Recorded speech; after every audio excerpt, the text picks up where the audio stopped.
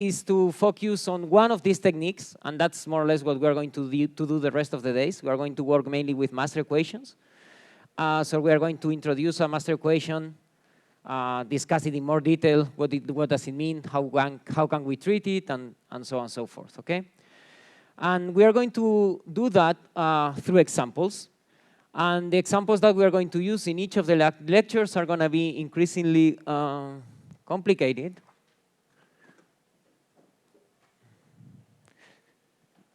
Let's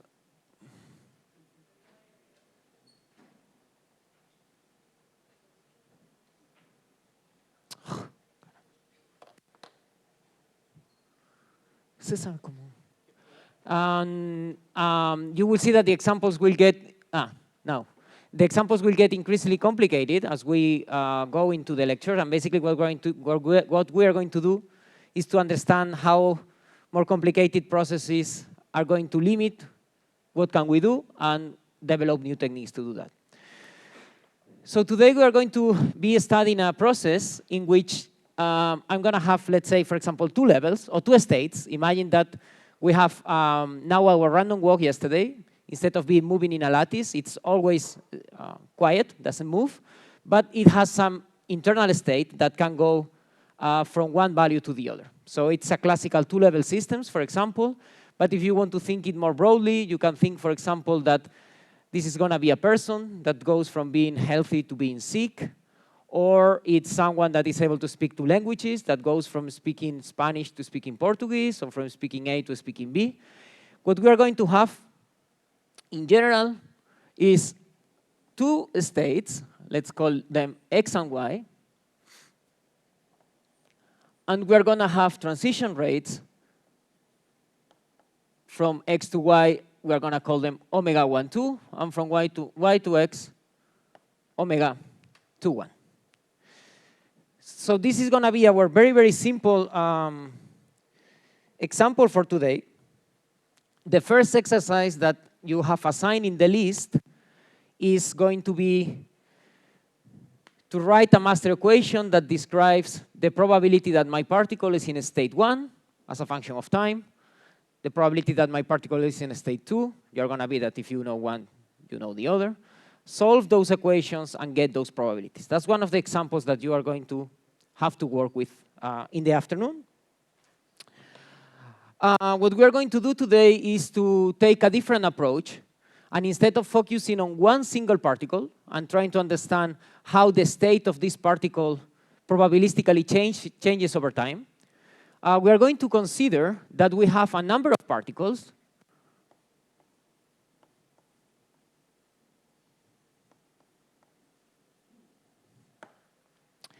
and we are going to try to understand that ensemble of particles and try to see how many of them will be in each of the states at different times. So now instead of, and this is a very important difference, instead of focusing on the probability that this particle or this agent, or however you want to call it, is in a given state, I'm going to look at the composition of a population of particles and how many of them are in a different state. The reason why I choose to do this is because I want you to extrapolate this idea of the random walk moving in a one-dimensional space, for example, to the idea of a some given variable of a state. In this case, it's going to be the number of particles that are in a given state, that also makes jumps of size 1, in this case, in a space that is defined by the number of particles. And it's going to be, this dynamics is going to be governed also by very, very similar principles than the ones that we were seeing yesterday for the random walk. So the idea here is that random walks are a very powerful tool to map other problems and represent them in terms of random walks in which we know how to calculate things. Okay, this is going to become clear in a little bit. So now my question is, given that I have n particles, what we are going to try to understand today is what is the probability that I have n particles, small n, in state 1. Going back to some of the questions I got yesterday, why do I choose 1? if you want today as a homework, you can choose state 2. At the end, here we have a very strong conservation. The number of particles for us is going to be fixed. I have n particles, and they will only switch from one state to the other, okay? They are not created, they are not destroyed, nothing happens. So basically, if I have n particles in state 1, I will have capital N minus n in the state 2. So you can do the calculation in the exact same way. Of course, to be able to answer this question, I also need to prepare my system. So at time 0, I will have, let's say, n, let me use the same notation that I have here, n sub 1 divided by capital N particles in 1, and of course, n2 divided by capital N. This is number of particles in 2. And as we already said, n1 plus n2 has to be equal to capital N for all times. So now imagine that we make some jump to the future, and you already solved this problem at the level of 1 particle, and you were able to tell me what is the probability that this particle is in state 1 at time t, and the probability that is in state 2 at time t. This we know.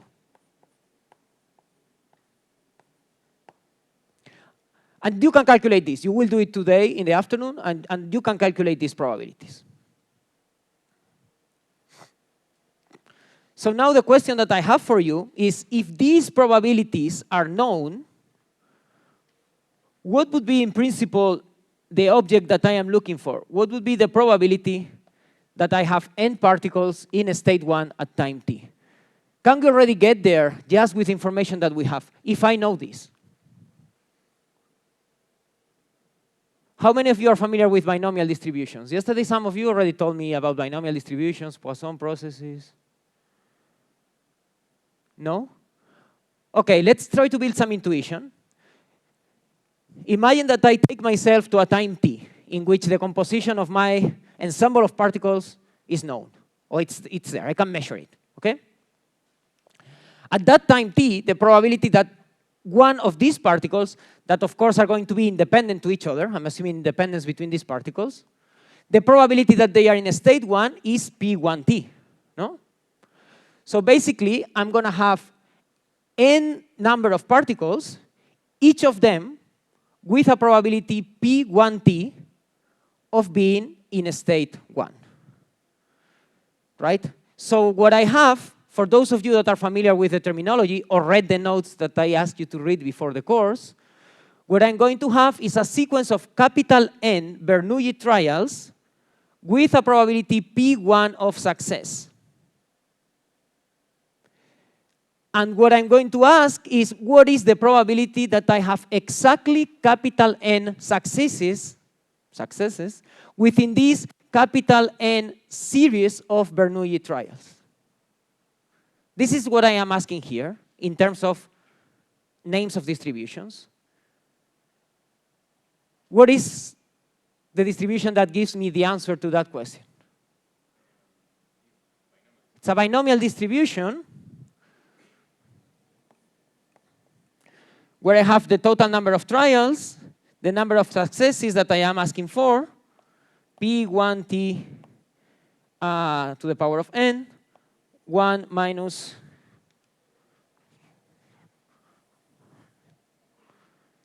P1t n minus n.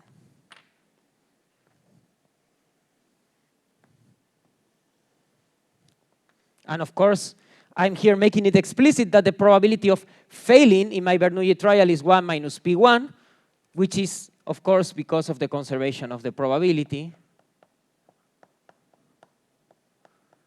It's equal to P2, right? Right, so we have this ensemble, remember, independent particles. I prepare them on a specific initial state. Therefore, my P1T is going to depend on my initial condition, of course. You will see that this afternoon. This is a very important exercise for you to do today. And now I know at every time, if I know P1T, I just evaluate my binomial distribution, and I know what is the probability of having n particles in state 1. Yes? So if you have like interaction won't change, right? It's still a binomial distribution. If you have interaction between particles, then things are extremely different because in principle, these rates will depend maybe on how many particles you have in each of the states, and therefore things get... That will change P1 and P2. We will see tomorrow how things change, if you can wait until tomorrow. Yeah, so basically this is the idea. Today independence, tomorrow interactions. Okay, so I propose you that today we were going to solve a problem, and I solved it in 12 minutes. So we are done. We can leave. Of course, we can leave because in this very, very simple example, I was able to build this argument to get to the solution. But this is not always going to be the case. So in general, when we want to obtain this information, what we are going to do is we are going to write the master equation for these dynamics, and we are going to see how can we work with it. Okay? How can we define all these properties starting from the master equation? And today I'm going to introduce the master equation already in continuous time, which I hope is going to be a way more, I don't know if intuitive, but at least it's a more closed form in which we can write this master equation. And we are going to see how, what is the structure of this mathematical logic. So for the master equation, I'm going to start from the same point I started yesterday. So I'm going to ask, what is the probability that I have n particles in state 1 at time t plus dt? And I'm already assuming that dt is going to be very, very small. Okay, my time is continuous, and I just want to observe it in very, very small time intervals.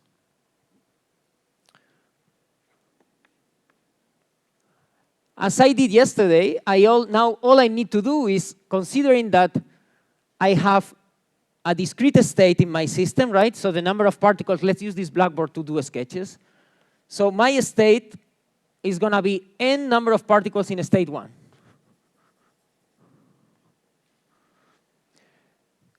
So now what I have to do is I have to count all possible ways in which I can arrive to this state and all possible ways in which I can leave from this state.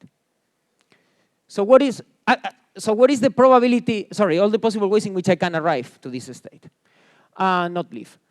Because I'm interested in the probability that I am in the state n at time t plus dt. So one way in which I can arrive is that I have at time t n minus 1 particles and 1 particle transitions from 2 to 1. What is the probability that 1 particle transitions from 2 to 1? I have the transition rate that, remember, we said yesterday is probability per unit time. So it's omega 2, 1 is a probability per unit time. And if I am observing my system in a very small time interval dt, then to get the probability, I will multiply this by dt. If we go back a little bit to the derivations that we did yesterday, this omega 2, 1 would be what we got when we were expanding only time and we had m divided by tau. That was some sort of probability divided by time in terms of dimensions, okay?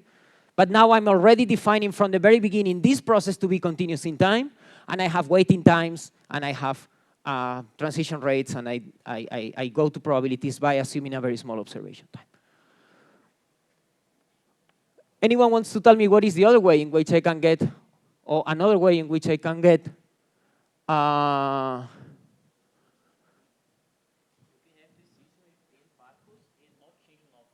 yes? Before we go there, everyone agrees with this here. Omega 1, 2? 1, 2?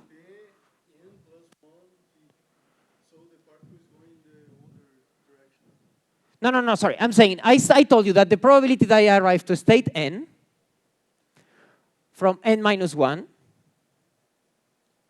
is the probability that I am in n minus 1, and then one particle goes from 2 to 1. How many particles do I have in a state 2 at this point? So what I have here, omega 2, 1, is the probability that only one particle does this transition. I need to account for the probability that any particle in a state 2 can make this transition, and therefore, I always get short in space.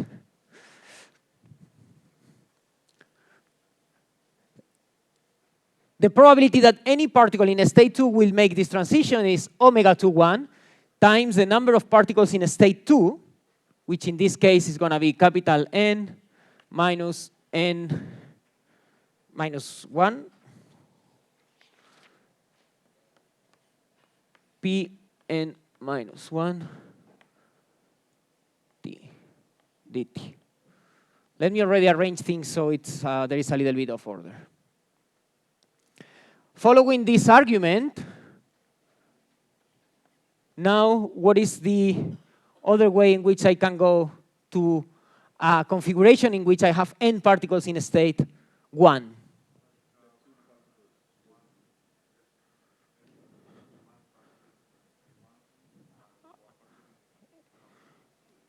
So the other option is that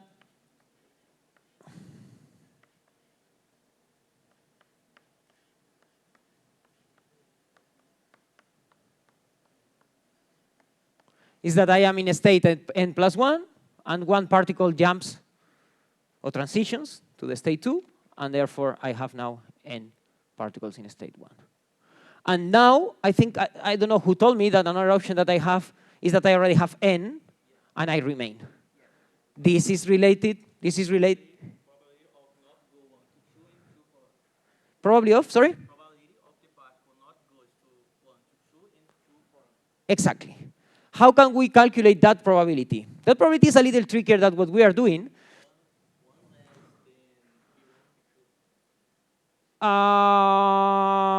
Yes. Yes. Formally, just to gain some intuition on this idea of waiting times, what we are asking now is, what is the probability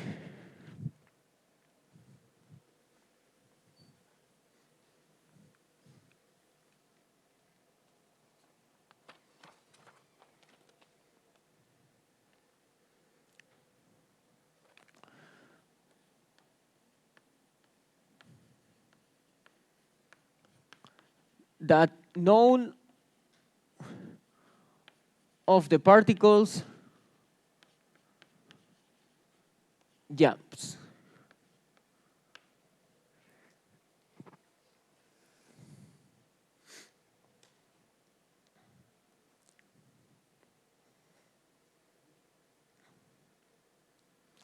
So here I have two options, right? One is that none of the particles can jump from 1 to 2. And the other one is that none of the particles can jump from 2 to 1.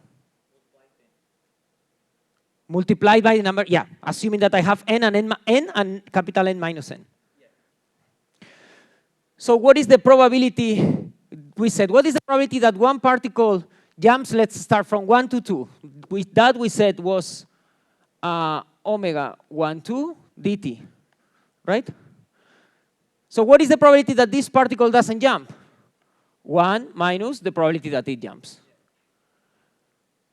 But now, how many particles do I have in a state 1? N. So basically, if I want none of these particles to do this transition, I need to multiply this n times. It's power of n. Here, of course, because I am looking at a very, very small dt, usually no, always, what you can do is you do a linear expansion of this, and then it's 1 n omega 1, 2 dt. And then, of course, here you have terms of order dt squared. In some books and in some lecture notes, you will see many times this already introduced like this. And if you start doing this calculation many times, you will do it as well. But be aware that this is always because of this expansion of the small dt, okay? The proper way of getting to this result is starting from a collection of different particles. This was for 1 to 2. Now I need 2 to 1. You can, of course, repeat the same argument, and then you will get that this is going to be equal to 1 minus n omega 2 1 dt plus dt squared. So something, sorry, before I continue. Yesterday I forgot to scan my notes. I'm going to scan them and put them in the web page. That's why I'm following the notation like really close to what is here, so you can follow with them. Yes. Sorry again?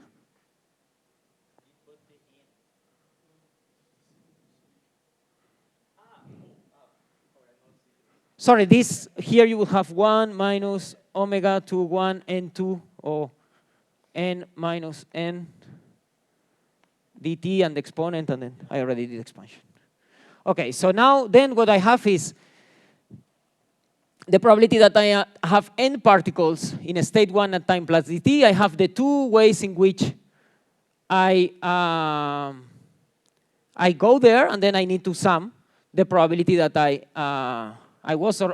system was already there at its states, which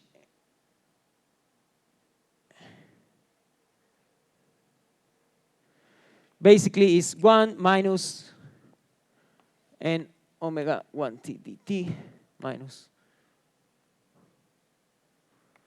n minus n omega 2 1 dt. And this is, of course, multiplied by p n t. So this equation that we have here is exactly the same equation that we had yesterday.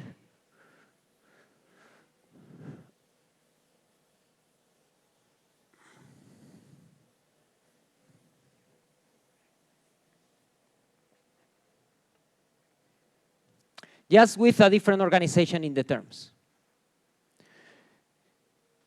Of course, you can rearrange it, and let me write it here.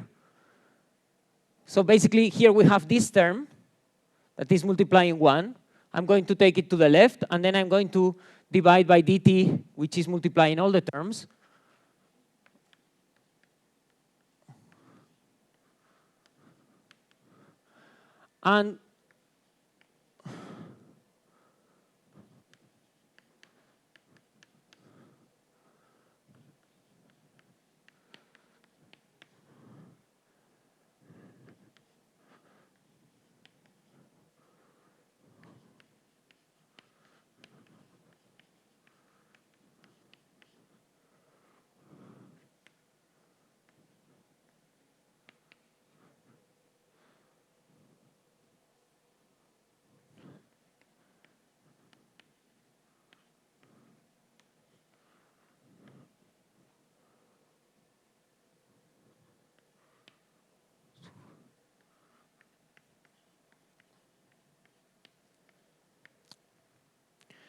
And this is going to be this is the master equation for the process that we are studying.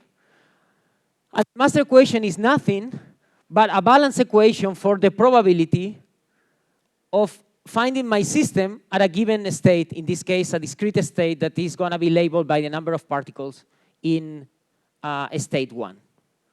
So here you can identify already terms. We have all the positive terms. This is, let's say, a gain term. This is also a gain term. And here we have loss terms. Yes.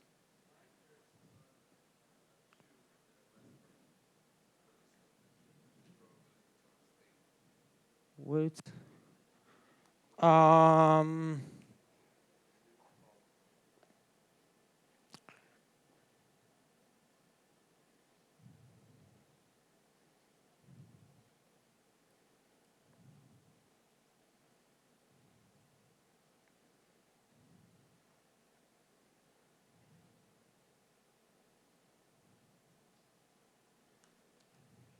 Yeah, let me check that. I think when I divided the probabilities, I think I did it wrong. I have a typo here. Let me check that, and I'll get back to you.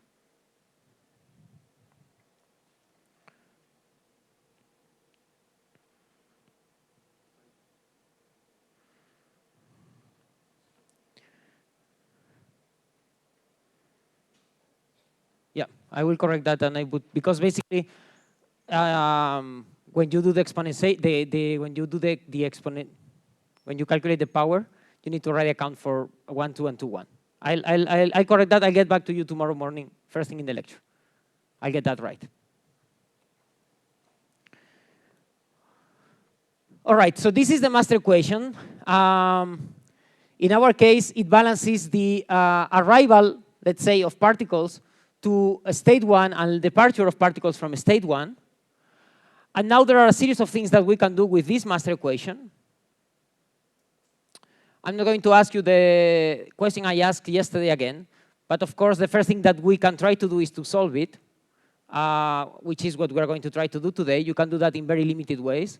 There is also a huge arsenal of numerical tools to do simulations of these processes, and there are a series of approximations, one of them being deriving the Fokker-Planck equation, for example, that we derived yesterday.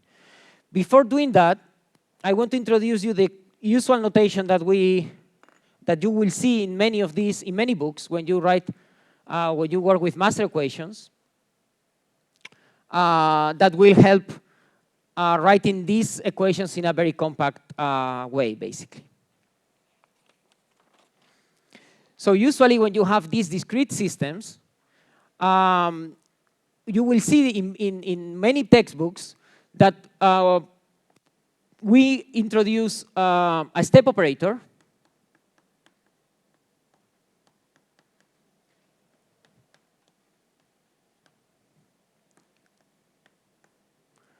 I'm going to call E with an exponent L. And this step operator, when it acts on a function of n, basically returns that function with n plus L. Okay? And this exponent can be positive or negative. So using these step operators here, and this is another exercise that you have today, to basically use these step operators to write in general master equations.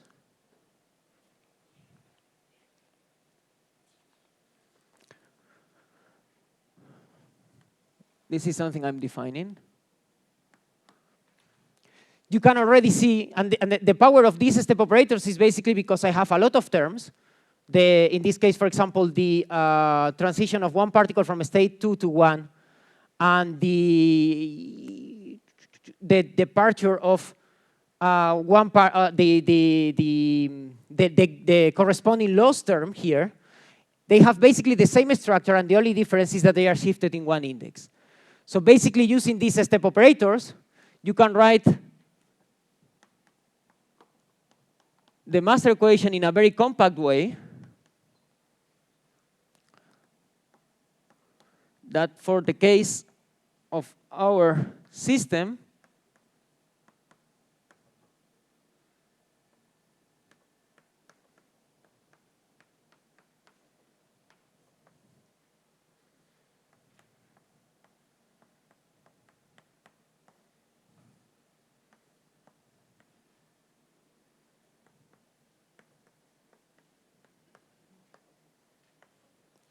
is going to be something like this. Again, the real power of this, and it's something I really don't like to introduce it like this, but once we do all the derivation, I think is helpful, is that in general, when you have these type of processes in which you are transitioning between discrete states, the use of these step operators allows you to write master equations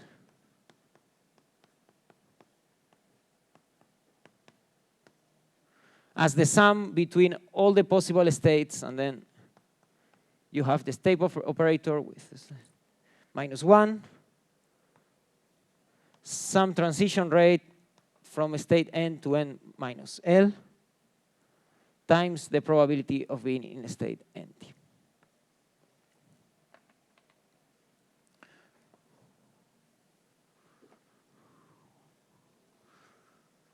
So why is this helpful? This is helpful because at the end, most of the reasoning behind deriving this master equation is always the same for a huge family of systems.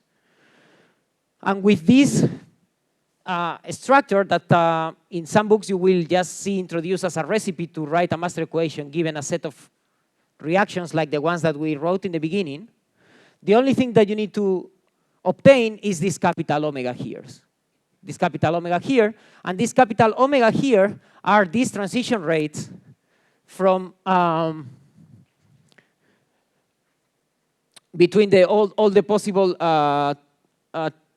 states between which transitions are allowed in our system, basically, right? So in our case, omega from n to n minus 1 is going to be n omega 1, 2, and then we have omega from n to n plus 1, which is capital N minus n p n. Sorry, p n t, no, this is the rate. Omega to 1. So in principle, once you have the reaction rates, the microscopic reaction rates, you can write these rates already, because this is nothing else but the rate that I am in state 1, the rate at which the system goes from state 1 to state n minus 1. So it's omega 1, 2 times the number of particles in state n. And the complementary rate. And I plug them in my recipe and I have the master equation. So you don't need to bother doing all these calculations and doing all these derivations, right? Still, it's important that you know how you get there and what is behind this, but you will see master equations very often introduced like this.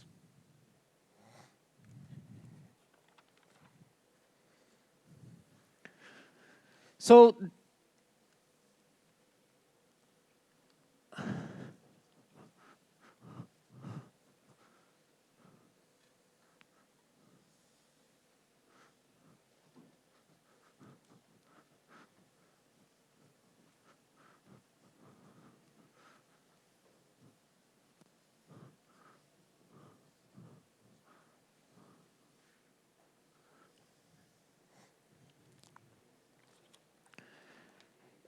in the second part of the lecture, what we're going to do today is to learn how, in the very few cases in which these master equations can be solved, how can we solve them? Tomorrow we are going to already see how introducing a very, very small modification in the stochastic process, then getting solutions for a master equation is not possible, and we will come up with ways of trying to get information. But for today, let's learn how can we, in principle, solve this master equation.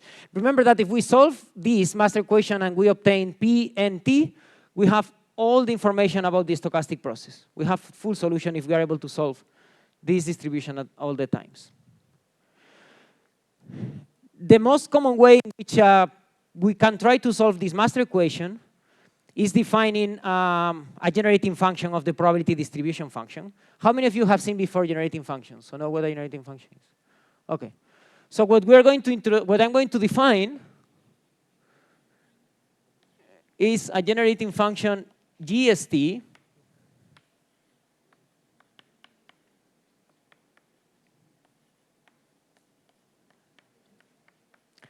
which is nothing else but a series expansion in which the coefficients of the different terms of the series are going to be the terms of the probability distribution function. So this generating function that I'm introducing, basically, well, it's an analytical function, right? Because it's going to, all these coefficients are between 0 and 1, and this power series is going to be convergent within at least a radius unit in S. And what we can try to do is we can try to manipulate the master equation, which in principle is an equation for all these P and T's. So I have a bunch of equations that I need to solve. I will try to transform that equation into an equation for the generating function that we will see is going to be a partial differential equation. And then I can try to solve that partial differential equation using, I don't know, methods that are available. Or at least, which is what we're going to try to do today, we can try to solve this equation for the generating function in the stationary limit in which we are going to get an ordinary differential equation instead of a partial differential equation. Yes? I understood the summatory, and I understood if this is well defined. So this is a very good question. I think your question goes in the direction that n only goes from 0 to infinity, and you are here putting a summatory between minus infinity and plus infinity. Is that your question? So usually you will see that for mathematical convenience, for some of the things that I'm going to do with the indexes, you will see this summatory introduced from minus infinity to plus infinity. The important thing here is that if I prepare my system, as it should be, with an initial condition in which P and T for n negative is 0, the dynamics given by my transition rates will always keep all the terms with negative n 0. And this is something that is going to be very important for for many of the techniques that we are going to do.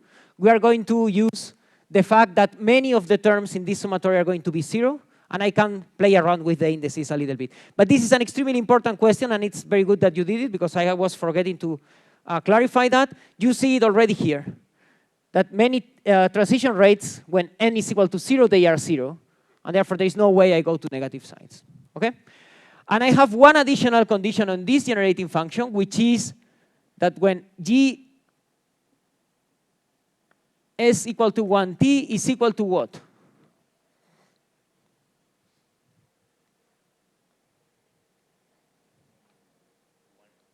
Why? So this condition here has to be is also for all time, and it ensures normalization of the probability distribution function. Yes? So you have this infinite sum, right? Yes. So maybe you can think of a process like Oh. where the dynamics leads to P in such a way that the sum doesn't converge. Like if your distribution moves to a power law distribution, for example, then there will be terms even for n positive, right? Or your dynamics you will only look for dynamics that in a form that the generating function exists. So here, something that is important is n is a discrete variable. And n is a discrete variable with P and T smaller than 1 for all n. That is different from continuous probability distribution functions, in which you define probability masses in a different way. All these coefficients are smaller than 1. All the coefficients in the power series. But you can have like a probability function that increases with n, even being smaller than 1. Not always. The sum has to be equal to 1, with all the terms smaller than 1. It's the condition on the probability distribution function. Okay. We can talk more about it. If you're not convinced, we can discuss later. Okay. So let's try then to write the equation for the generating function starting from the master equation. So I'm going to do as much as I can of the steps, but I still want to go to get to the end of the lecture. So I'm going to skip 2 steps that I think you should be able to do them alone. So the first thing I'm going to do is, if I want to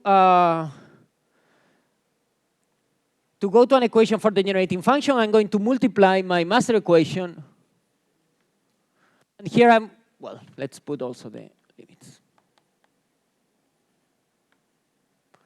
And this is going to be times my master equation.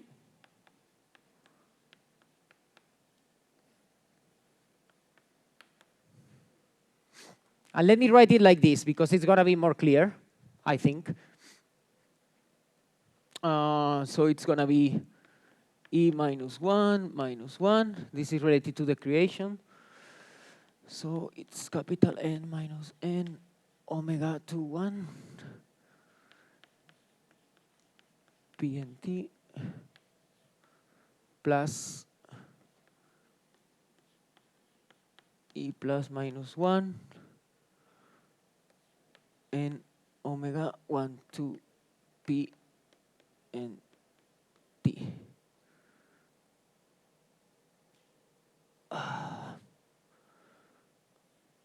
And let's use. So this part here, the left side of the equation is simple because S does not depend on time, so I can change the order of the sum on the derivative, and basically what I get is the derivative of the generating function with respect to time. And now I need to manipulate these terms here on the right side, which we are going to work one by one.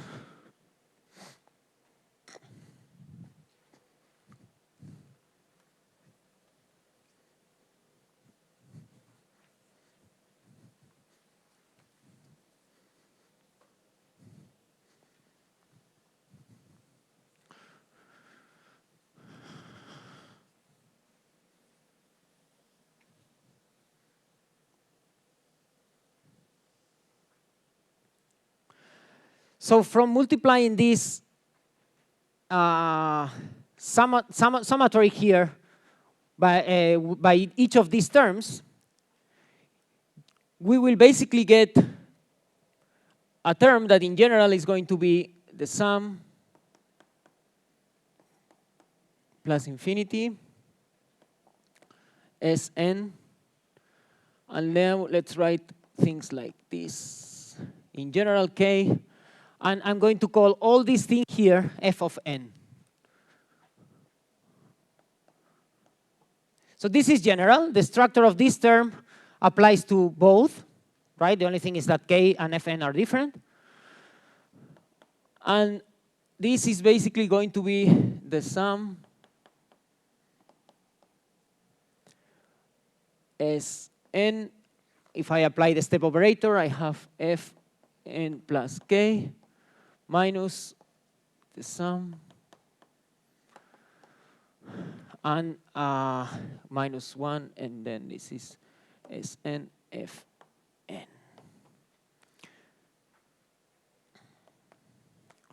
The next thing I'm going to do is I'm going to use something that we just discussed. I'm going to say n plus k is equal to some new index m. Because I'm going from minus infinity to plus infinity, then this doesn't change. That's one of the reasons why I wanted to do this. In principle, if you define from 0 to infinity, it's more or less the same, because this here you're going to shift to either plus 1 or minus 1, and in both cases you are summing zeros. But this is, I thought, more general.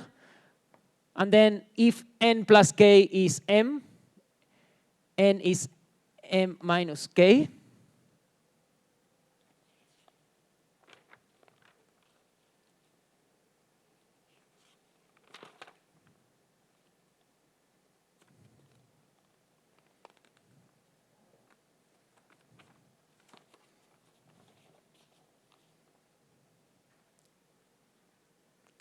Plus k.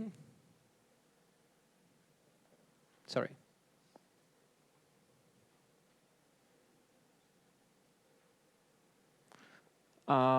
If then n is m minus k, and then fm minus sum n minus infinity to plus infinity, and this stays the same.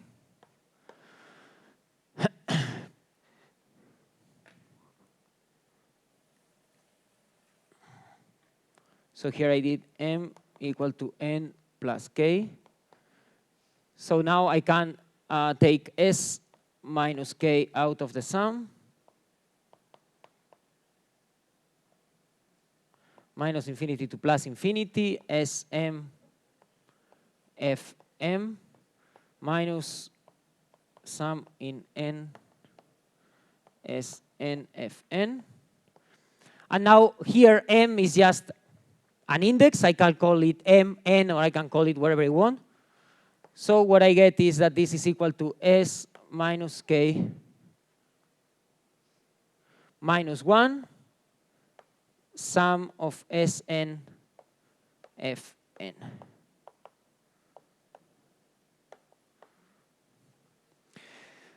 So I got a general manipulation of these terms that get me here. All I need to do, and I'm not going to do it step by step, because otherwise we won't have time to get where I want to get. Yeah, all I have to do is to see which is the value of k in each term, what is Fn in each term, and do some algebra. And you will get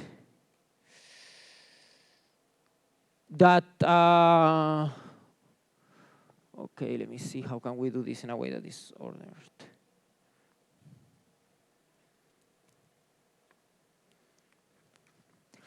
Let me call this term star, and this term 2 stars.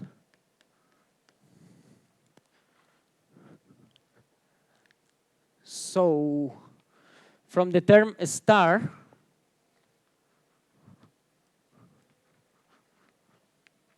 let me clean this here.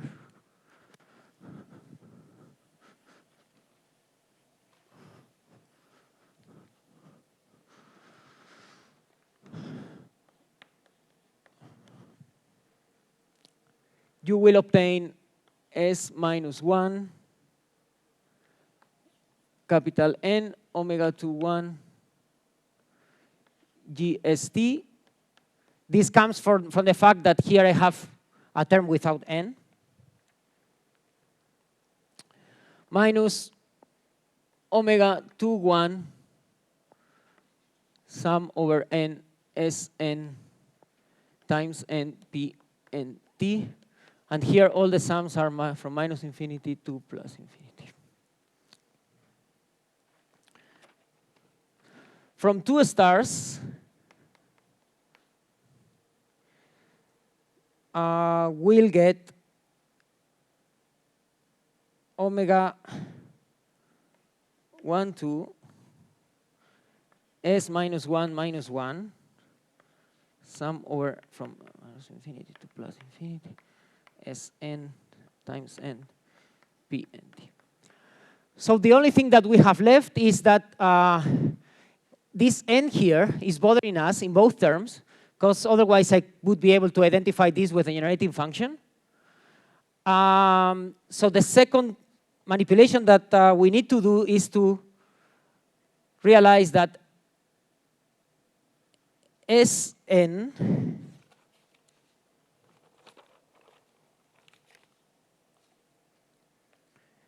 times N times P N T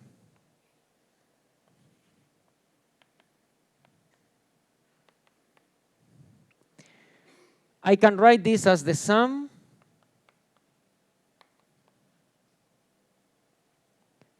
S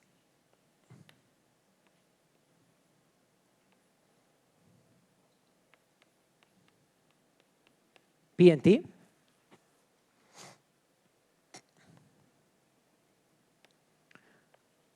and this basically allows me to write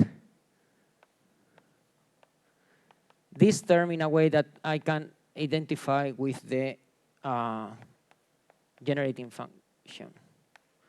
This is equal to S derivative of GS with respect to S.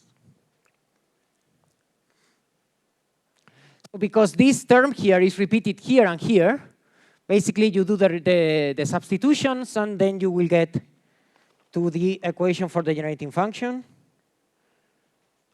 which is here. This is what you should get once you redo all the calculations.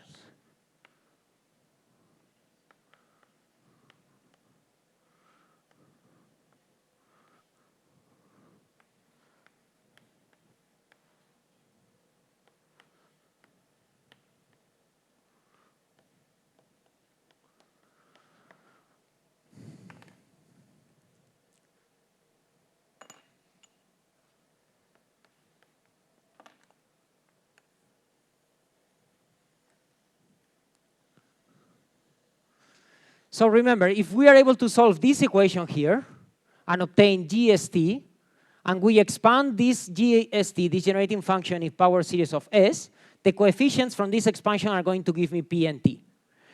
And in principle, there are ways of solving this PD. If you have time tonight, you can play around and try to get it. Because I just want to give you an idea of the power of this approach. Something else that sometimes we are already happy with is with obtaining GST in the stationary state. That means GST when it does not depend on time anymore. Because still in that case, if I do the series expansion, the coefficients will give me the stationary probability distribution function, which sometimes is already good enough. We lose, of course, all the information from the transients, but I mean, at least we are able to characterize the process in the stationary state. In this case, when t goes to infinity, then GST becomes a function only of S, which means that this is equal to 0. And because I want to solve my equation for LS, I just need to solve this equation that I have here, right? Which is a quite simple ordinary differential equation. Let me write it here.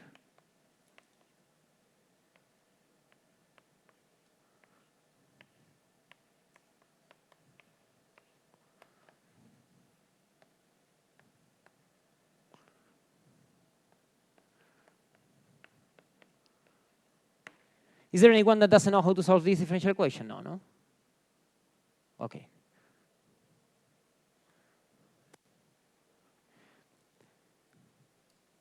So because I only have 5 minutes left, I'm going to skip the solution. I'm just going to give you the result.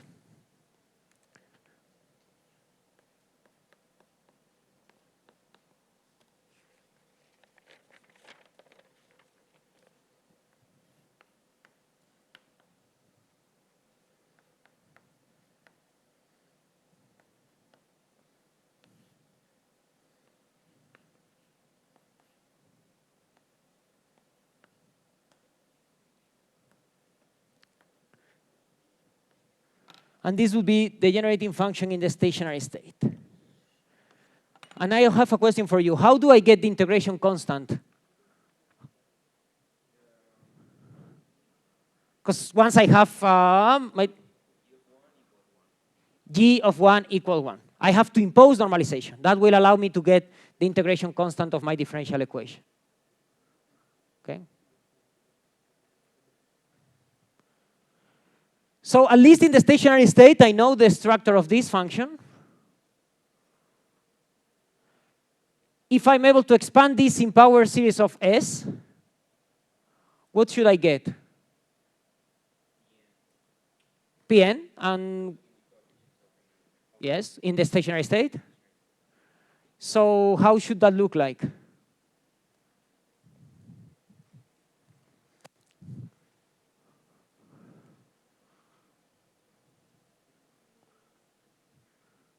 I know that, no? I know that the dissolution of my equation of the, sorry, my probability distribution function is a binomial distribution. So in principle, if I am able to expand this in power series of S, the coefficients should be this. Otherwise, I have a problem.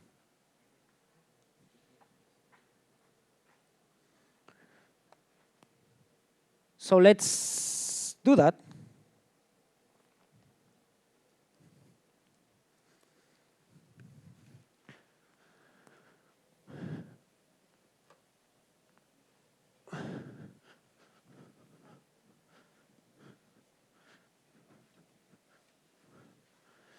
So to do the expansion, I'm going to define x equal to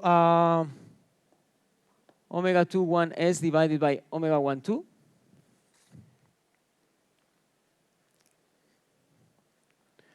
And with this change, the generating function in the stationary state is equal to omega 1, 2, 1 plus x divided by 1, omega 1, 2, to 1, power of n. And this is equal to 1, 2, 1, 2, 1, n times 1 plus x to the power of n. And this is equal to omega 1, 2,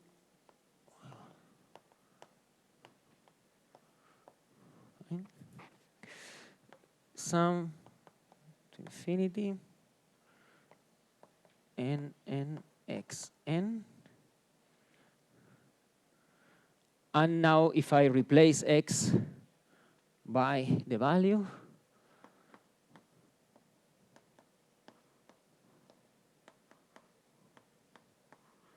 n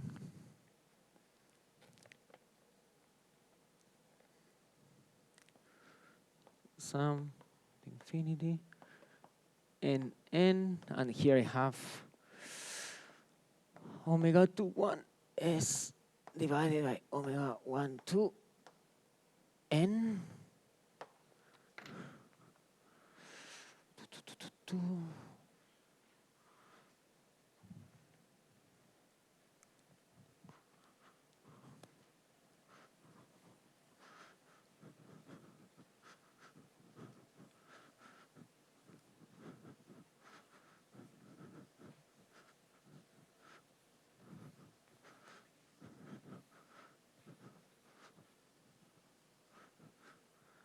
And now here you have to take into account that here you have omega 2, 1, omega 1, 2 to the power of n. And here you have this ratio here to the power of capital N. So if you rearrange terms and manipulate them, you will get that GSTS is equal to the sum from 0 to infinity, capital N, small n, omega 1, 2, n minus n. Well, let's write everything. Omega 1, 2 plus omega 2, 1, n minus n, omega 2, 1, omega 1, 2 plus omega 2, 1, n s n. So this is what you get.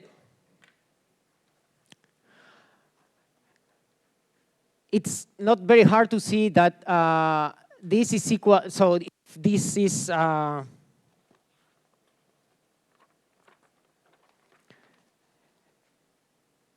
this term, this coefficient here, this ratio here is equal to 1 minus this one here,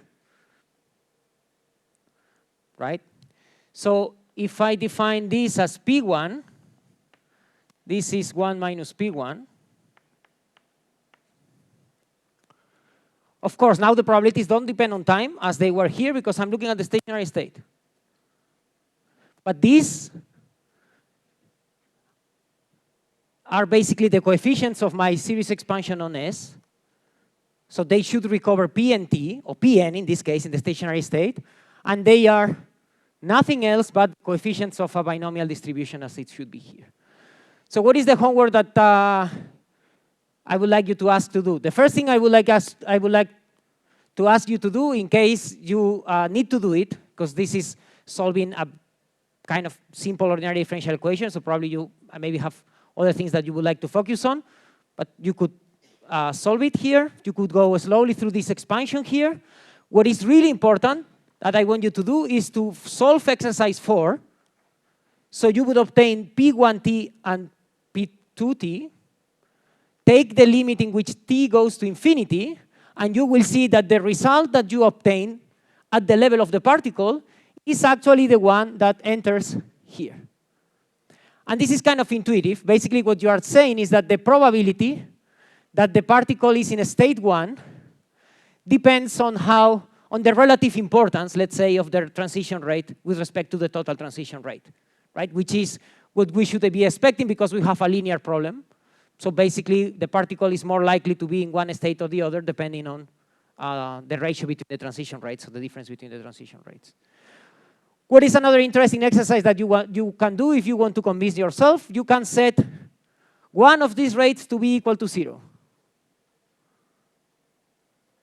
And in that case, you can ask the number of particles that are in state 1 and are in state 2 should be an exponential. In that case, for example, if you think that these states are, for example, the state of some radioactive material, and X represents non-emission and a state without emission, and this the state of the atom after emission, then basically you should see that the number of atoms that haven't emitted decay exponentially, as you already know. This is something that you can check here. And you can start to understand a little bit more the structure of these solutions. Questions?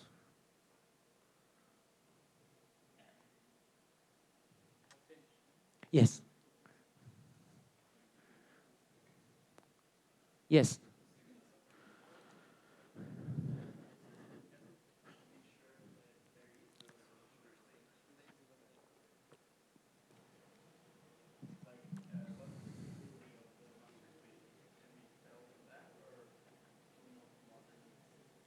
You mean if given a set of reactions, you can guarantee that the stationary state exists? So for most of the... Repeat the question. Yeah, so the question was if there was a way of checking in the master equation that the stationary state exists. So for most of the systems that we are going to work with, you can. And sometimes you cannot. But it basically depends a lot on the statistics of the discrete process that you are.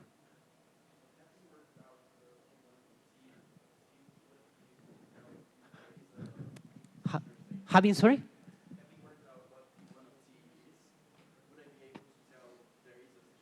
Well, in this case, you can do that because once you work P1 and P2, actually you will even be able to check that your system meets a detailed balance condition. So if you go to the stationary state and you calculate the flux of probabilities from 1 to 2 and 2 to 1, you will see that they cancel once you solve the problem. In this case, yes. Sometimes there is a stationary state. We will see that on Thursday. But this condition of, I always forget the order in English. The condition of detailed balance condition is not met because there are some systems that, for example, we call absorbing states, in which the system can reach but cannot leave. And that breaks already this condition. It's a non-equilibrium system.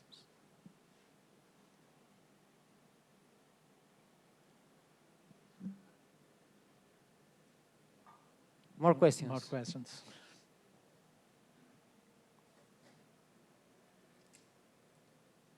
All right. Yeah, question.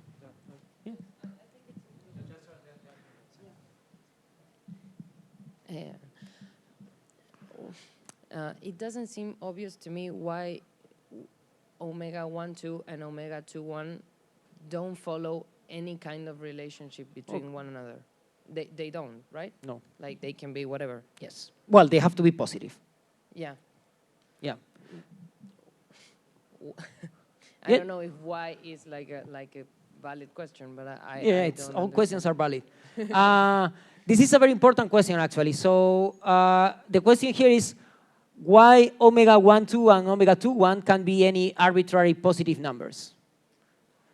That was not true yesterday. Yesterday we had probabilities, and then they had to be smaller than 1, and the sum of both have to be equal to 1.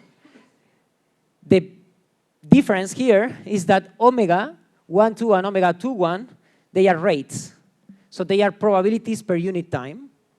And in principle, the only thing that has to be smaller than 1 is, given an observation time, the probability that you observe the event within that observation time. But this defines how, this defines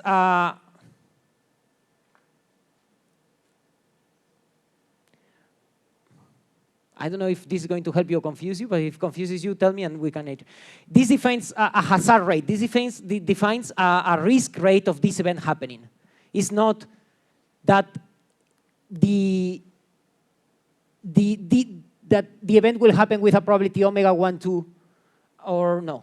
So in principle, this is a way, this gives you how long you have to wait to observe an event. Okay. So if this number is very, very small, then you need to wait a very, very, very long time to observe the event. If it is very high, then you see a lot of events right after the other. But it does not give you a probability. I don't know if... Yeah, I think I got it. So this would be related, for example, if you've done experiments with radioactive decay, this would be related with the half-life time of your material. Thank you. Hi, Ricardo. How are you? I wanted to ask if you know or you knew any kind of system that followed this kind of master equations in the real life. This one particularly? For this system. Well, this one, for example, if you, as I said, if you put one of these rates equal to 0, this is any exponential decay that you can think, for example, yeah. Okay, but aside from the case with one rate equal to 0, is there any system that may be modeled with this model? Well, for example, if you think that now today when you are here this week, you switch from speaking, as I said in the beginning, from speaking Spanish to speaking English back and forth, depending on how fast you switch, how often you switch from Spanish to English and from English to Spanish. If you solve this in principle should tell you what is the probability that you are speaking Spanish at time t. Okay. This is a very, very simple process. So the number of cases that you can model with this are very limited because it assumes independence of the particles. We will see tomorrow, and this is going back to one of the questions in the beginning, what happens when you have interactions. And in that case, these kind of models can represent disease spreading or contagious processes or things like that. Okay, thank you.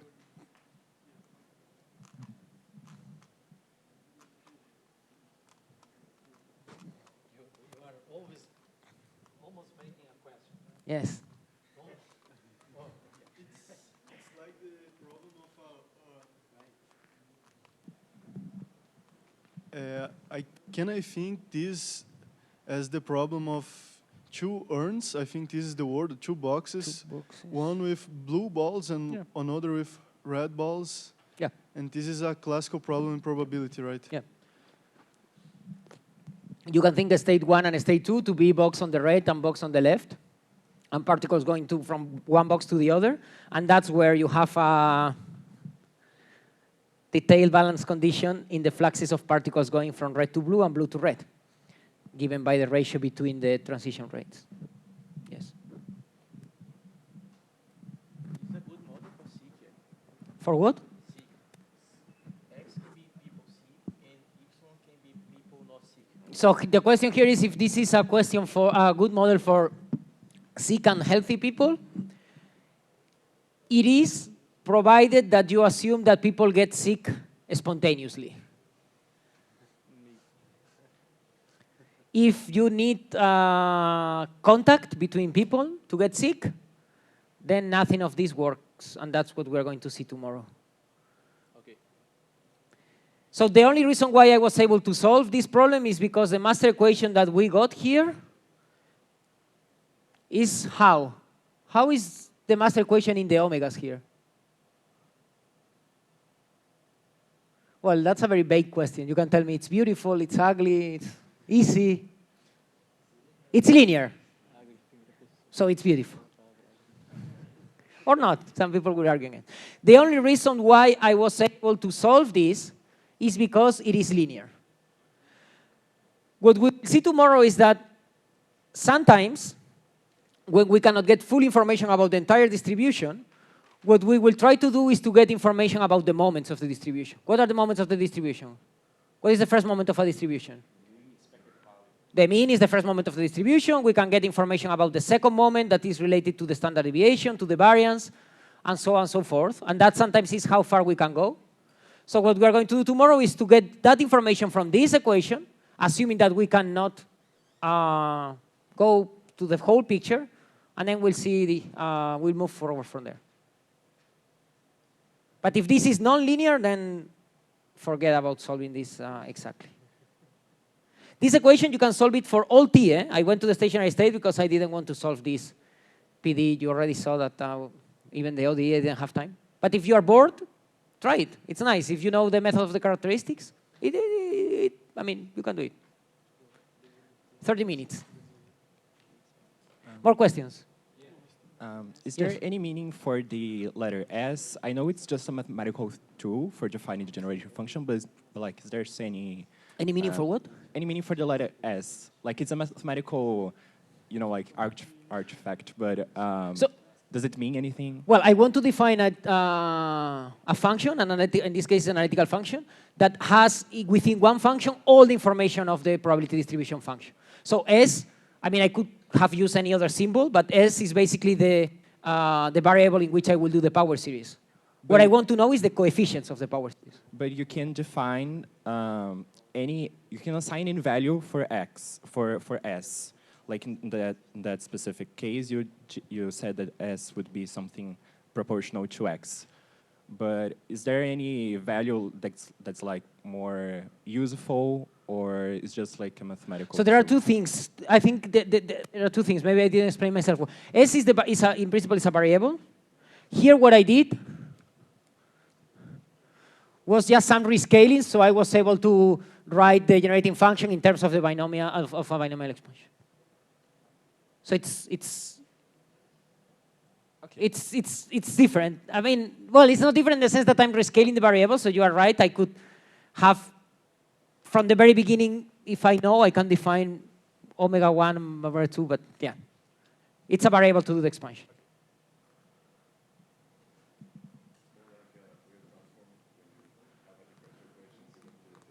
So when you have continuous processes, it's not equivalent, but you do similar things with Laplace transforms. So there are three ways in which you can try to solve master equations most of the times: generating function, Laplace transforms, and matrix methods, matrix-based methods.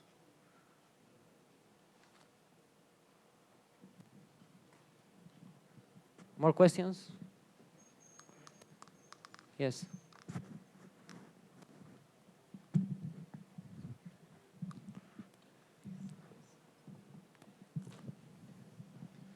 Hello, thank you for the lecture.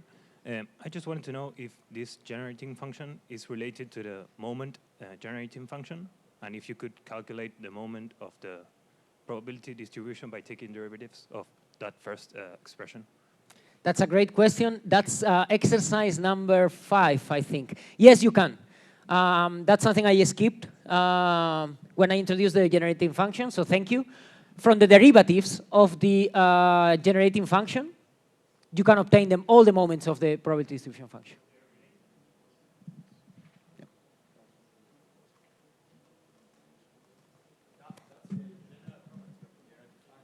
Yes.